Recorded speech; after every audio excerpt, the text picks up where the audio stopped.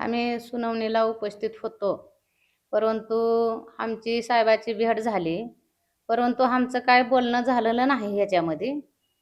आणि जे आता गोपनीय हे न्यायालय दंड अधिकारी साहेबांनी ही सगळे तपास केलेले आहे. त्याच्यामध्ये सर्व खरं आलेलं आहे. आता त्या साहेबाच्या त्या चौकशीमुळे सर्व सत्य आता घटना समोर आलेली आहे. म्हणून ह्याच्यावरती कारवाई झाली पाहिजे. जे पोलीस आहेत ते ह्याच्यामध्ये दोषी पोलीस त्यांच्यावरती कारवाई करण्यात यावं. लवकरात लवकर सरकारने दखल घ्यावं.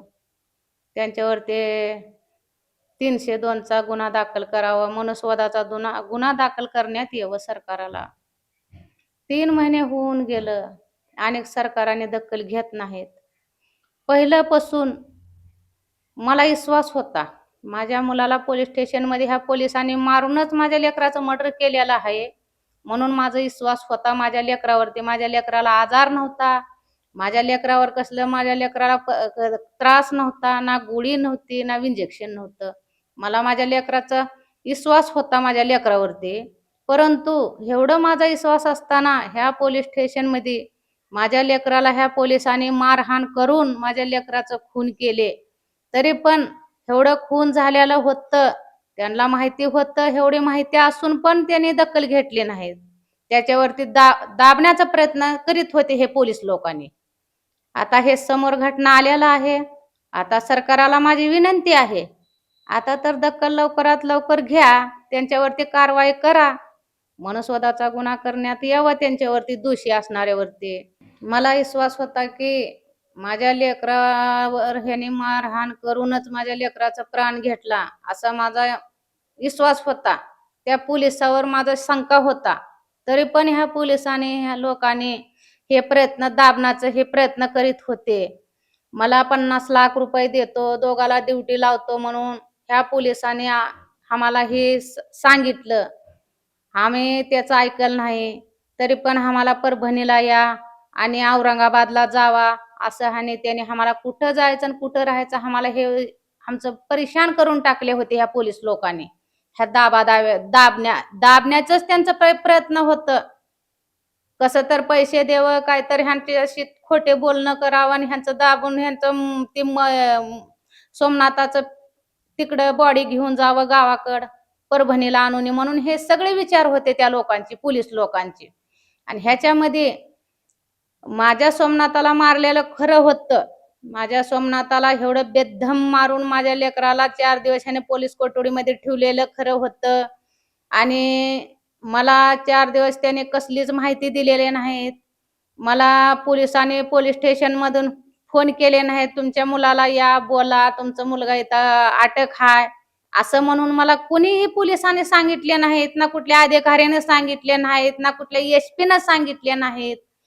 परंतु लास्ट माझ्या मुलाला मारहाण करून, गंभीर मारून आणि माझ्या मुलाचं मर्डर करून 15 तारखेला सकाळी 9च्या दरम्यान मला फोन केले.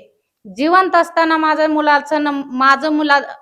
नंबर त्या पोलिसाला भेटलं नाही. माझा मुलगा जिवंत असताना आणि माझा मुलगा मेल्यानंतरच त्यांना कसा नंबर भेटला. मग तिथून आम्ही परभणीला जावं का औरंगाबादला जावं आम्हाला काही सुचत नव्हतं. तरी पण एका पोलिसानं म्हणलं चला, म्हणलं आयजी ऑफिसला जाऊ. आयजी ऑफिसला घेऊन गेले. तिथं आयजी साहेबांनी म्हणले तुमच्या मुलाला आम्ही हात लावला नाही, तुमच्या मुलाला आम्ही गालबोट लावला नाही, तुमच्या मुलाला हार्ट अटॅक आलाय, तुमचा मुलगा हार्ट अटॅकने मरण पावलाय म्हणून ह्या साहेबांनी आम्हाला म्हणले. पर माझा कुणावर विश्वास नव्हता. माझा विश्वास होता की माझा मुलगा चांगला होता, माझ्या मुलाला हार्ट अटॅक आलेला नाही, ना माझ्या मुलाला आजार नव्हता. ह्या पोलीस लोकांनी मारून माझ्या मुलाचं खून केले आणि ह्या पोलीस लोकांच्या हातानंच माझ्या मुलाचं खून करण्यात आलेला आहे म्हणून हे मला पूर्ण शंका होती त्या पोलीस कर्मचारीवर. आता मग हेतून आम्ही औरंगाबादला गेलो. तिथून आमच्या मुलाची बॉडी आणताना पोस्ट ते हे चिरफाड झाल्यानंतर आणताना आम्हाला आंबड पाचोड्या चौक मध्ये पोलीस लोकांनी अडवले.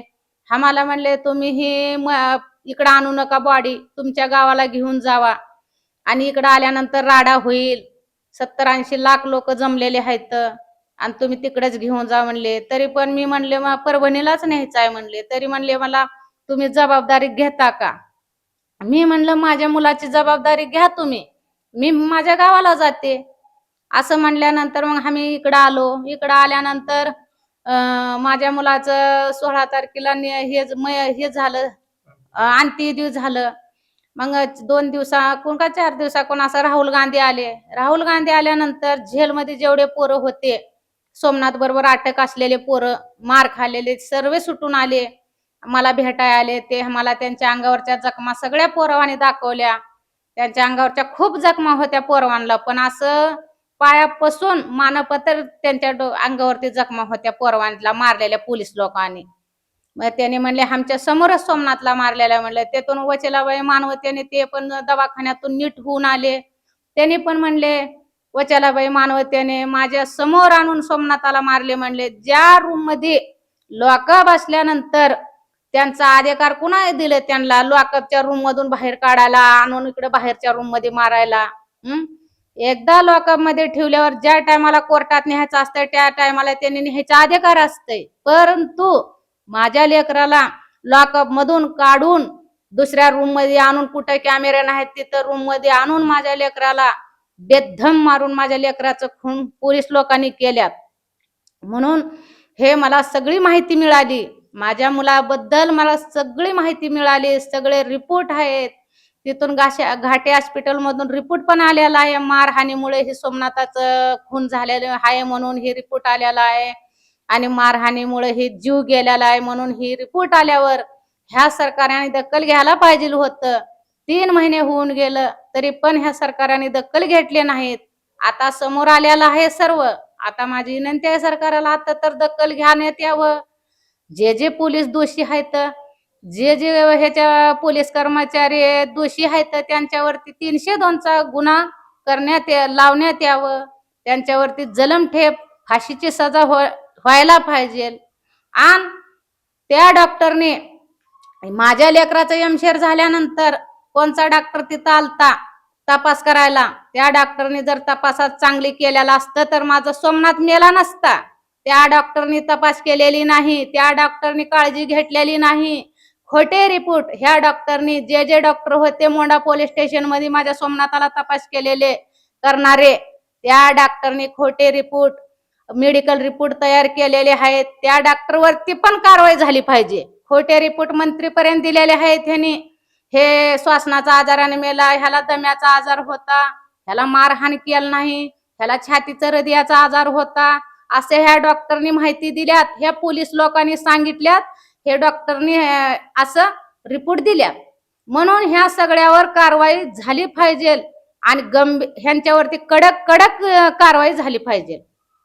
माझी ही सरकारकडून मागणी आहे. आता सत्य आलेलं आहे ना, ह्या सत्य समोर आलेला आहे. आता ह्या सत्य समोर आलेल्या घटनेला आता तर सरकारने दखल घ्यावं. माझं शंका पहिल्यापासून होतं सरकारला. मी जीव तोडून सांगत होते, माझ्या लेकराला मारहाण करून माझ्या लेकराचं हे पोलीस लोकांनी मर्डर केल्यात, माझ्या सोमनाथाचं हे पोलीस लोकांनी मर्डर केल्यात.